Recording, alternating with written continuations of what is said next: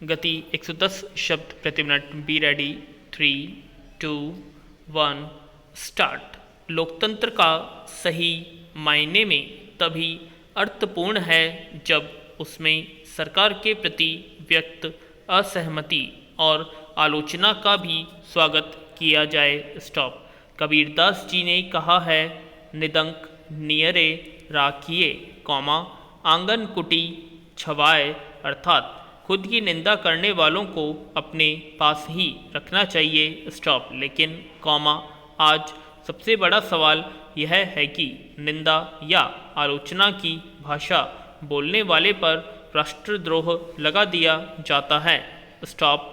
आज राजनीतिक दल आलोचना करने वालों को दूर ही नहीं बल्कि नकारात्मक और राष्ट्र विरोधी की संज्ञा देने लगे हैं। स्टॉप।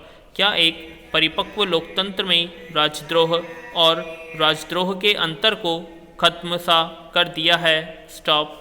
असहमति भले ही लोकतंत्र का मूलभूत गुण हो, लेकिन आज देश में ऐसे हालात हैं कि अपने संवैधानिक अधिकारों का प्रयोग करना और किसी पार्टी या राज करने वाली सरकार के खिलाफ बोलना भी आपको देशद्रोही की संज्ञा दिला सकता है। स्टॉप। ऐसे में या तो आप जेल की सलाखों के पीछे होंगे या फिर गली, नुक्कड़, बस या ट्रेन में सफ़र या फिर सड़कों पर भीड़भाड़ आपका इंतज़ार कर रही होगी। स्टॉप। पैरा। एक लोकतांत्रिक देश में अभिव्यक्ति की स्वतंत्रता और राजद्रोह संबंधी कानून प्रावधानों के बीच अक्सर तनाव उभरता रहता है। स्टॉप। गौरतलब है कि जब भी इस तरह का मामला प्रकाश में आता है तो देश में इस बात को लेकर एक जोरदार बहस छिड़ जाती है कि यदि अभिव्यक्ति की स्वतंत्रता प्रत्येक व्यक्ति का संवैधानिक अधिकार है, तो फिर सरकार या नेताओं की आलोचना करना, सरकारी नीतियों या प्रशासनिक अधिकारियों की बुराई करना राजद्रोह क्यों और कैसे है? स्टॉप। ऐसे में कुछ लोग तो अति उत्साह से एक लोकतांत्रिक देश में राजद्रोह या देशद्रोह से संबंधित कानूनों को ही पूर्णतया अनावश्यक करार दे देते हैं। स्टॉप। उनका तर्क होता है कि लोकतंत्र में विरोध करना या अपनी बात कहना, जनता का बुनियादी हक है और लोकतंत्र की सार्थकता इसी से सिद्ध होती है। स्टॉप। फिर जनता द्वारा निर्वाचित सरकार किस आधार पर अपने ही नागरिकों को देशद्रोही साबित करना चाहती है? स्टॉप। दरअसल हमें यह समझना होगा कि न तो सरकार और राज्य एक है, और न ही सरकार तथा देश। स्टॉप। सरकारें आती जाती रहती हैं, जबकि राज्य बना रहता है। स्टॉप। राज्य संविधान, कानून और सेना से चलता है। स्टॉप। जबकि राष्ट्र अथवा देश एक भावना है, जिसके मूल में राष्ट्रीयता का भाव होता है। स्टॉप। हालांकि आज राजद्रोह को ही राष्ट्रद्रोह माना जाने लगा है। स्टॉप। इस तरह के हालात में पार्टी को देश से ऊपर माना जाने लगता है। स्टॉप। जबकि यह हमेशा सुनिश्चित किया जाना चाहिए कि देश सर्वोच्च है, पार्टी या नेता नहीं। स्टॉप। पैरा। इलाहाबाद में संत नरेंद्र गिरी की मौत के मामले में जो तथ्य सामने आ रहे हैं वे इस बात की पुष्टि करते हैं कि धार्मिक स्थलों पर किस तरह से अपराधियों ने साधुओं का छली रूप धारण कर रखा है। स्टॉप। इस घटना ने साफ कर दिया है कि समाज को ऐसे साधुओं के वेश में छिपे अपराधियों का चेहरा उजागर करना होगा जो दुनिया, समाज और धर्म सबको बदनाम कर रहे हैं। स्टॉप।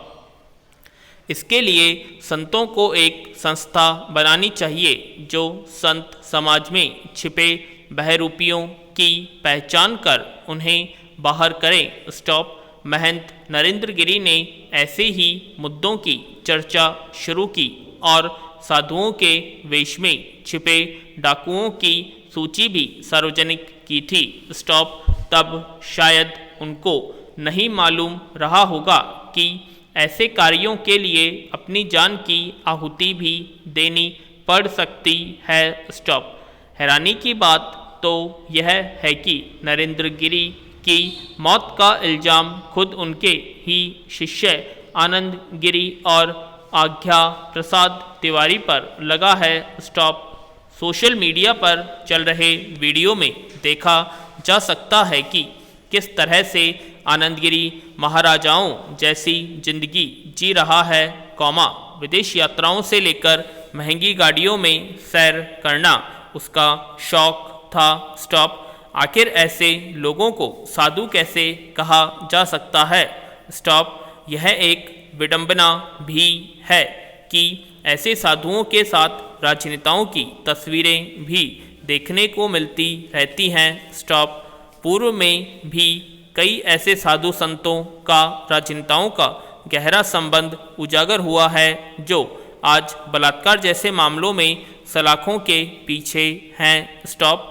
यह तो सच्चे संत के साथ जनता को भी देखना और सोचना चाहिए कि जो साधु होगा वह धन का लोभी नहीं होगा। स्टॉप। और जो लोभी होगा वह संत नहीं होगा। स्टॉप।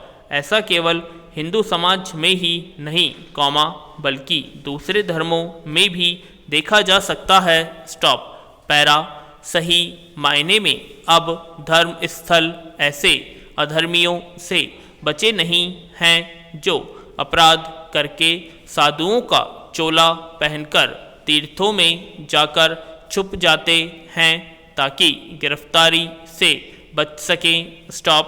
पिछले दिनों पटना की पुलिस ने अयोध्या में ऐसे शख्स को गिरफ्तार किया जो 10 साल से वहां महंत बना बैठा था। स्टॉप। अयोध्या ही नहीं और तमाम धार्मिक स्थलों पर ऐसे अपराधी शरण लेते रहे हैं। स्टॉप।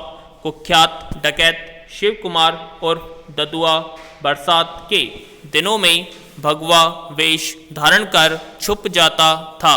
स्टॉप। राजनीति, धर्म और बाहुबल का खुला खेल किसी से छिपा नहीं है। स्टॉप। संत समाज को ऐसे अपराधियों से मुक्त कराने के लिए संतों महंतों को ही आगे आना होगा और उसे धार्मिक स्थलों को राजनीति और अपराध का अखाड़ा बनने से रोकना होगा। स्टॉप। पैरा।